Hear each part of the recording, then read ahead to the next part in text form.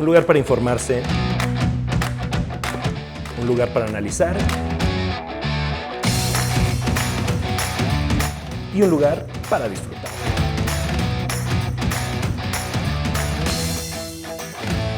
Bienvenidos a Open Bar, el único lugar donde las verdades fluyen. Hoy hablamos de un tema que debería preocuparnos a todos: la libertad de prensa en México y el futuro del periodismo en la era de las redes sociales y la inteligencia artificial.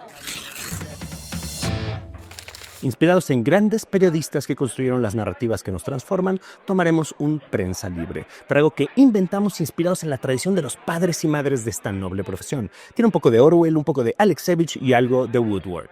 Y para hablar de esto tenemos un invitado en la barra que sabe bien lo que cuesta decir la verdad en este país. Preparemos un trago.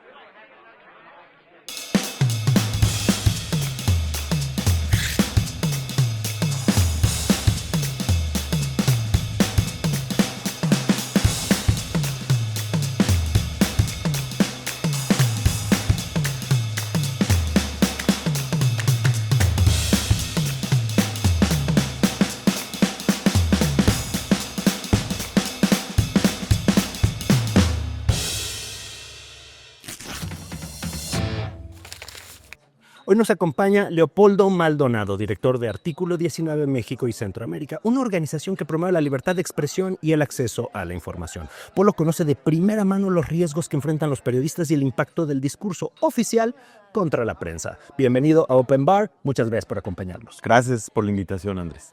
También nos acompaña Jorge Israel. Este vato se coló en nuestra barra, no sabemos muy bien por qué, pero dice que sabe de derechos humanos. Ojalá traiga suficiente para la cuenta. Salud. Salud. Salud.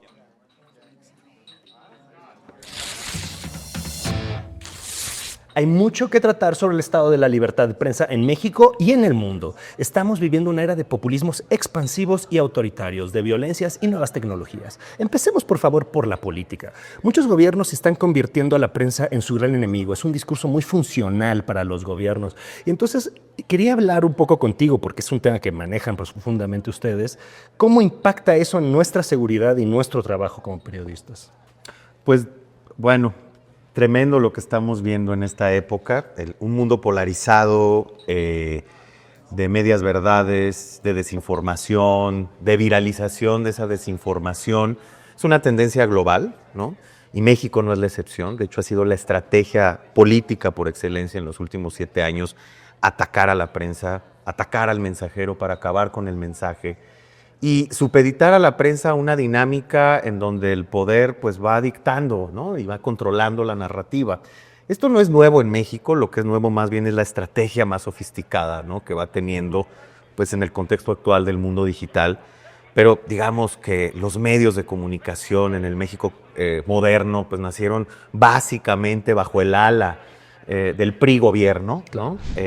En el primer ciclo autoritario. Invirtieron ríos de lana en los medios. Sí. Y ahora estamos viendo una mezcla, ¿no? De esas lógicas autoritarias con las lógicas populistas, las estrategias de control de narrativas. Y en un país como México, donde hay mucho miedo de decir las cosas, ¿no? Mucho más de lo que realmente se dice que se tiene de miedo, pues, para decirlo un poco rebuscado, pues el que poder te esté señalando todos los días desde una tribuna presidencial o desde la tribuna de un gobernador, de un presidente municipal, sí inhibe. Y no inhibe al destinatario del mensaje, inhibe a la comunidad periodística alrededor. Porque lo que es innovador, y que quizá tú puedes también darnos así algún insight sobre eso, Jorge, es el uso ya del insulto directo, ¿no? Porque la presión sobre la prensa era totalmente inadecuada antes, por supuesto, pero tenía otro estilo, era más sutil, ¿no? Ahora es directamente pararse y decir, tú eres un corrupto y voy a preguntarle al SAT cuánto ganas para exponerte públicamente. Es una estrategia diferente. Claro, y retomo lo que decía Polo, digamos, de la dinámica priista de apropiación de la narrativa a través de la industria mediática. A diferencia de lo que pase ahora, ya hay un señalamiento directo contra un periodista con nombre y apellido, porque ya no depende tanto el ejercicio periodístico de la industria mediática. Ya hay actores independientes o colectivos que trabajan de manera independiente con fondos propios, señalando, porque a ver, ¿cuál es la intención de acallar el mensaje? La intención es que no se conozca ese mensaje porque ese mensaje te afecta. Te afecta a ti. el ejercicio periodístico en los años recientes se ha especializado y ha visibilizado actos de corrupción profunda en los distintos niveles de gobierno, vínculo con crimen organizado, Eso es muy particular. desfalco de arcas en los gobiernos estatales. Sí. Recordemos los grandes escándalos mediáticos periodísticos en el sexenio de Peña Nieto, por ejemplo. Fueron descubiertos por ejercicios periodísticos. Yo diría que esta sería la época de oro, ¿no? Del periodismo de investigación mexicano. Sí, es impresionante. Están saliendo cosas que realmente no se veían antes. Solo proceso de pronto y pues con sus áreas de oportunidad, digamos. Cualquiera que viene a ocupar ese espacio de exposición, como puede ser la presidencia de la República, una gobernatura o una presidencia municipal, ve lo que pasó en ese periodo gubernamental y dice, a mí no me va a pasar. Claro. Entonces, yo no voy a permitir, no nada más que no me investiguen, no voy a permitir que eso se publique, no nada más eso, lo voy a señalar para que socialmente se estigmatice al ejercicio periodístico. Pero hay una ironía que a mí me parece muy interesante, que es, por un lado, es el enemigo, ¿no? Y los discursos populistas dependen de enemigos y la prensa es un enemigo perfecto, pero al mismo tiempo lo que ha sucedido es la construcción de toda una casta de periodistas al servicio del poder, ¿no? Antes lo que era el chayote, ahora ya es un sistema de construcción de medios independientes chiquititos por todos lados, cuyo objetivo principal es alabar a el sistema, ¿no? Sí, estamos en una complejidad, en un cambio de época. Jorge no me dejará mentir que fue consejero del mecanismo de protección.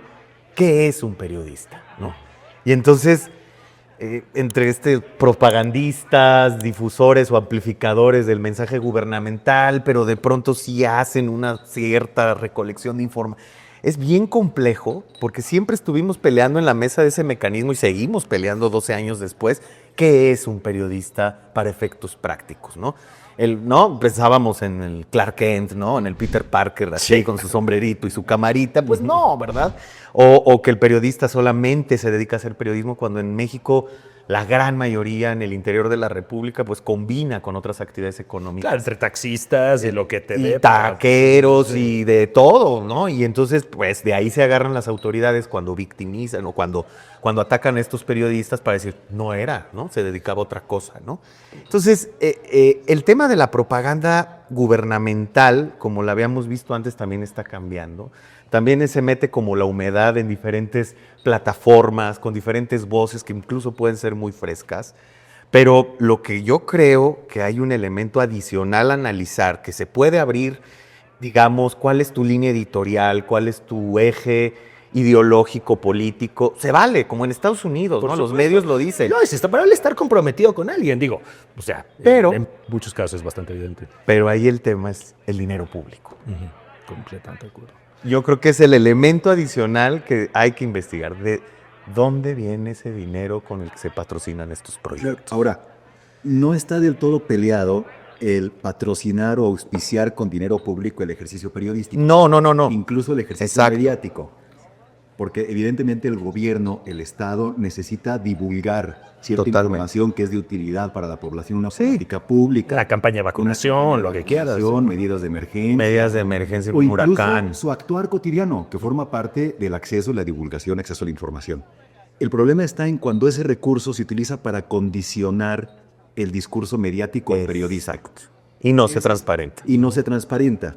Digamos, hace años había un relator de Naciones Unidas para la Libertad de Expresión, Cangla Rubio, y la relatora Catrina Botero de la OEA, trabajaron mucho en el marco normativo argentino en términos de cómo se aplica el recurso público en los medios de comunicación.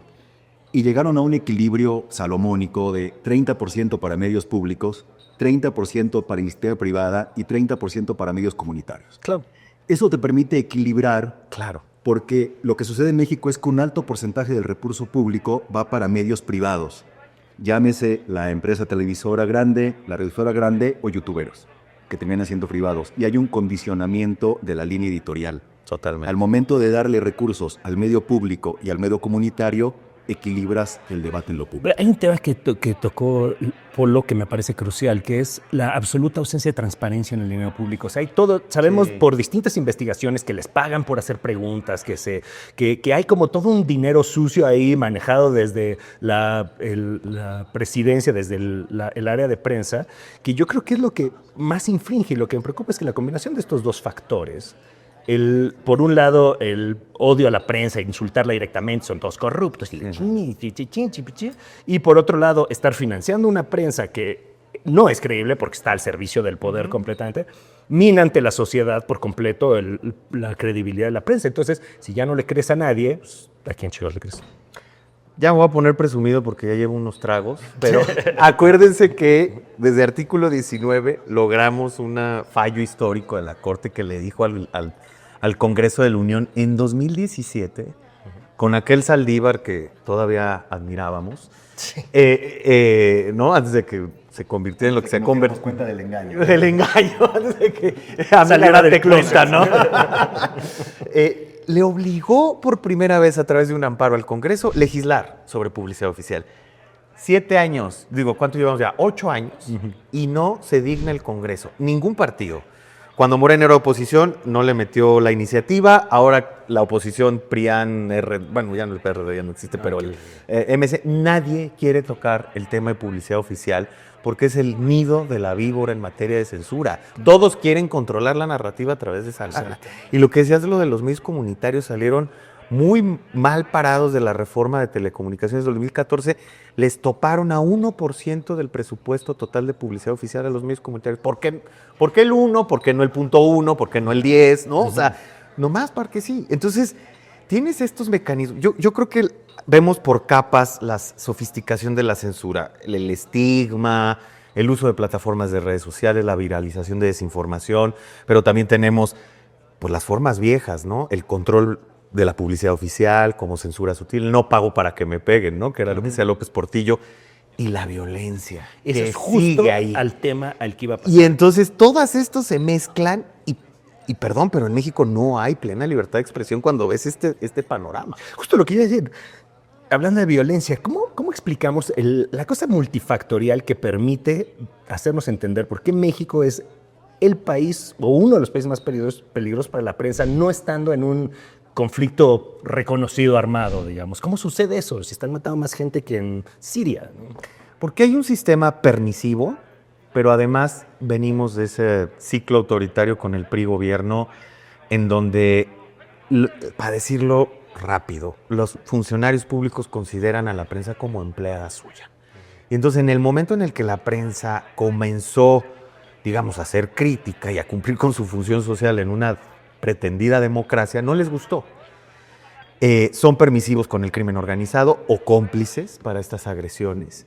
Hay una impunidad rampante en todos los ámbitos de la, digamos, de la seguridad. La impartición de justicia. En todo, pero en particular con periodistas, porque detrás de las agresiones, sobre todo las más violentas, hay intereses políticos y criminales entremezclados. Y México no hace nada y le es funcional porque pues así mantienes a una prensa a raya, ¿no? Así la mantienes calladita, amedrentada, ¿no? Y al primer viso de estigma, se calla. Es que él no hace nada, que estoy de acuerdo, digamos, en el resultado, pero él no hace nada, el gobierno mexicano o los distintos gobiernos mexicanos responden diciendo, espérate, cabrón, porque sí hago. Tengo un mecanismo de apoyo para periodistas y defensores. Tengo una Comisión Nacional de Derechos Humanos. Bueno, es un decir. Sí, yo sé, pero Tengo una fiscalía. 32 comisiones estatales. Tengo una fiscalía especializada para diversidad de expresión. Tengo un chingo de presupuesto, pertenezco a todos los mecanismos, dejo entrar a todos que me revisen. Artículo 19 trabaja en México. ¿No la quieren, güey, eso? Estos delincuentes, ¿Qué me esperan? Sí, borrachos. Sí tengo. Entonces, el tema no es el que no hagan. El tema es que siga habiendo, como decía Polo, mecanismos para que no sepamos. Digamos, hay que tener en claro Sí, es cierto. el bonus del oficio periodístico en contraste con otros oficios y otras profesiones es que los periodistas los matan por hacer periodismo. A diferencia de otros crímenes igual de horrendos, en donde puede ser más circunstancial o con otras motivaciones. Al periodista lo matan, lo agreden, lo amenazan por hacer su trabajo. ¿Por qué? Porque su trabajo es un contrapeso para los poderes fácticos irregulares. Y entonces no quieren que lo que es así por abajo. Claro, de alguna forma les sirve tener a periodistas asustados. Digo, todos los que hemos estado en esto, en algún momento nos ha llegado alguna amenaza de sigue con esta investigación y va a ser. Y acá viene este dilema, que era lo que quería pasar, que ¿cómo lo manejamos eso? Porque obviamente ningún medio quiere que le maten periodistas, ¿no? ni quiere que se vayan a tener que esconder y meterse en el sistema de protección, que es extremadamente deficiente, como hemos descubierto. Entonces, ¿cómo pueden los medios enfrentar el dilema de apegarse a las zonas de silencio y callarse el hocico o conjugarse la vida por informar sobre estas cosas, ¿no? Es un dilema que yo creo que siempre estará presente en México. Hay estudios incluso en donde se preguntan si se vale la autocensura. Pues claro que se vale, no hay nada como la vida. O bien decimos, ¿sabes? No, la vida no sé si valga una nota, ¿no? Exacto. O una nota no sé si valga la vida, más bien. Y estos mecanismos de simulación que generan y salen caros, además, ¿no? Entonces, en el foro internacional nos preguntan, pero si, ¿cómo puede gastar tanto el Estado nada más para simular? Pues sí, eso es normal. Sí. Eso es normal en México, ¿no? Y le sale re bien, ¿no? Entonces, sí hay más o menos algunos funcionarios dentro de estas instituciones con los que puedes acercarte, pero la realidad es que la primera y más eficaz opción sigue siendo la autocensura. Y eso es súper funcional para los poderes fácticos y para los poderes formales, que además las fronteras ya están súper diluidas entre ellos, ¿no? Pero la verdad es que eso se ha convertido desde hace muchos años en una opción. Y las zonas de silencio van creciendo. Empezamos con Tamaulipas, Sierra de Chihuahua, Sinaloa, pues en realidad siempre ha sido una zona medio silenciada porque pues, la hegemonía narca ha estado ahí desde hace mucho tiempo. Ahora Chiapas, ¿no? Que no era. No era. Veracruz lo fue con Duarte. En fin, es una epidemia.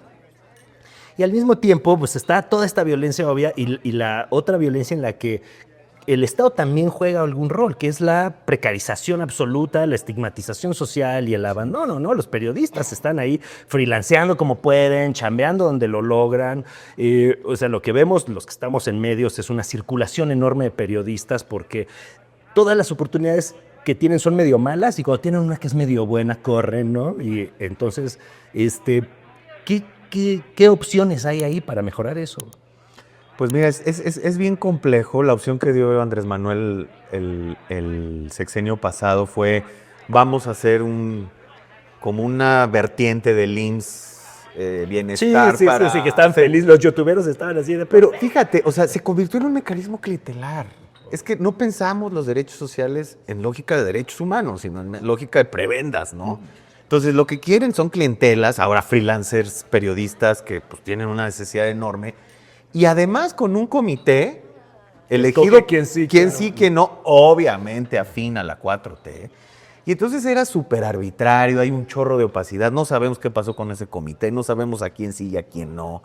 Ya unos youtuberos le fueron a reclamar a Claudia Sheinbaum que ya no les llega su lana. Entonces ahí es donde ves cómo se ha entendido la relación en términos de derechos laborales y seguridad social, gobierno, empresas, periodistas, pero es algo completamente exigible.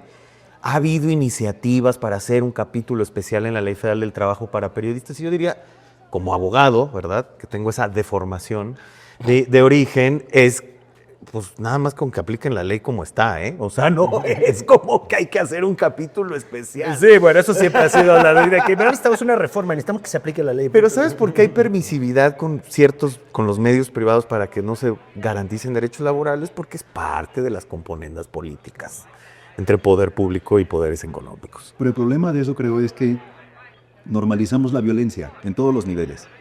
Y entonces, en lugar de atender el origen o la raíz de la violencia en contra de los periodistas, que aquí hago un paréntesis, de acuerdo a datos oficiales de Gobernación, se estima, porque no lo podemos saber, porque no hay investigaciones, porque no hay sentencias, porque no hay responsable, se estima que el principal agresor de periodistas es el agente estatal. Sí, y lo confirmamos. ¿Quieres evitar que haya periodistas agredidos? Pues ponte un espejo enfrente, de mesada. En lugar de remediar las consecuencias de la agresión, cosa que no está mal. Pero primero había que entender los orígenes de la agresión. Ya luego vamos viendo el resto de las violencias. Pero como hemos normalizado la violencia, damos por hecho que todas y todos estamos expuestos en algún momento del día y de nuestras vidas a un acto de violencia extrema, particularmente los periodistas. Entonces, como eso es normal, no es extraordinario, pues vamos a tratar de resolver cuestiones muy específicas dentro de la violencia. Oye, ¿y tú sientes que ha mejorado con Claudia Sheinbaum esto desde con Andrés? Porque Andrés Manuel lo que tenía es que era muy vocal, ¿no? Así está. Claudia no tiene tanto ese estilo de decir tú personalmente eres un corruptazo, ¿no? Ya empezó. Ya empezó. Con lo de Teuchitlán. Sí, la prensa ahí. Se les ve desencajados porque cuando pierden el control de la narrativa se vuelven locos en el gobierno. O sea, yo creo que cualquier gobierno, pero este más, que en eso finca su éxito. Y entonces empieza ella a señalar con más recurrencia a periodistas con nombre y apellido, no con la virulencia y la recurrencia de Andrés Manuel López Obrador, pero sí efectivamente se está viendo que pues sigue en el cajón desastre esa opción de decir Riva Palacio, Loret, Latino, ¿no? La cumbia del peje, ¿no? Era como los mismos repetía. Un Dóriga y un Loret. Ciro, ¿no? O sea, bueno, lo que vimos con Ciro, o sea, después del atentado, atreverse a decir que era un autoatentado No. y decir que, bueno, en fin, lo que dijo, ya no vale la pena, pero, a ver, sí vemos además objetivamente un incremento de la violencia en 2024, en el último tramo de Andrés Manuel y el primer tramo de Claudia Sheinbaum, 639 agresiones contra la prensa, fue un incremento del 15% respecto al 2023, y las muertes de periodistas, los asesinatos siguen una por mes en el sexenio de Sí, Sheinbaum. se están manteniendo bien. Eso evidentemente Sí. es un indicador de lo que está pasando. Un tema de un poco diferente que quiero que abordemos, que es la inteligencia artificial. ¿Cómo deberían la prensa meterse con la inteligencia artificial? ¿Cómo lo ven ustedes? Porque tenemos este dilema, ¿no? De si podemos utilizarla tal. Yo siempre pienso que la inteligencia artificial debería ser una herramienta que usemos, pero Totalmente. no debería hacernos la chamba. No. Veo periodistas que opinan que más bien sí les debería hacer la chamba. ¿Ustedes cómo lo ven así desde sus experticias? Yo coincido que es una herramienta, ¿no? Y que... Porque quien no la use queda fuera también de la No, pinche discusión. claro, es una herramienta, pero además también echa mentiras a veces. ¿No? Miente por convivir, ¿no? Entonces, si hace trabajo ahí como un cerebro humano, si hace falta ahí revisando esa chaga. Filtro. Es al final, el periodismo, como cualquier otra disciplina, es un asunto de método y de responsabilidad ética. Entonces, hoy podemos hablar de inteligencia artificial y hace 10, 15, 20 o 30 años la enciclopedia Salvat en un librero. O sea, también eran como referentes. Ir a la biblioteca, investigar sobre el tema. O una enciclopedia en físico, perdón para la gente joven que nos ve, que existía. Había libros donde uno revisaba. ¿Qué tiempos aquellos? O un diccionario para ver si estaba la palabra bien escrita. O había diccionarios de sinónimos y antónimos para el texto. Para eso sigue sirviendo la inteligencia artificial. No para que te redacte una investigación. No. No para que te sustituya fuentes que te digan lo que está pasando o que te den interpretaciones de realidad. Es una herramienta y hasta ahí se debe de quedar. Pero habría que ver también, hay investigaciones ya en universidades, en no sé qué, ya sabe que siempre hay... Es todavía un área donde hay mucho que aprender y tal. Pero bueno, se nos acaba el tiempo, el bar va a cerrar. Una última cosa, cuéntanos una anécdota de algo horroroso que te haya pasado en un bar. Híjole, pues muchas cosas. Una es que a ver, no me acuerdo qué pasó. Bueno, eso siempre ayuda, claro. Pero la otra es un amigo que se nos perdió toda la noche en un bar Lleno. y regresó y nos dijo, se han dado cuenta que todos son dealers. Se han dado cuenta que todos son dealers. Y yo... y ya consumí. Le fue bien. Entonces no tuvo problema. Bueno, muchísimas gracias, queridos compañeros. Un placer tenerlos. Esto Gracias. es Open Bar.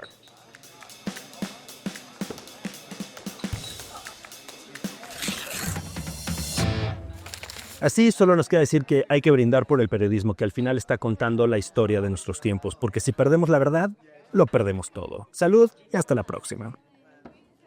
Salud. Salud.